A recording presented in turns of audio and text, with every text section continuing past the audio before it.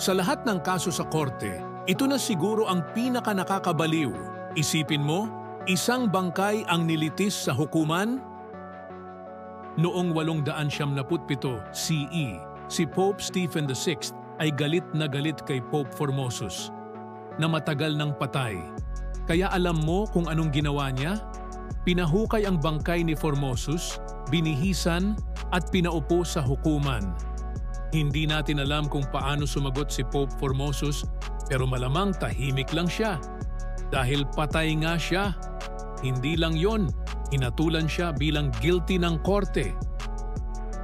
At bilang parusa, tinanggalan siya ng papal title, pinutol ang 3 daliri niya at itinapon ang katawan niya sa ilog. Kung may galit ka sa ex mo, huwag mong gayahin ito. Huwag mo nang hukayin. Move on na. Pero teka, dahil sa iskandalong ito, nagkaroon ng riot at tinanggal din sa pwesto si Pope Stephen VI. Karma is real, mga besh. Kaya kung may problema ka, tandaan mo, at least hindi ka pa nililitis kahit patay ka na.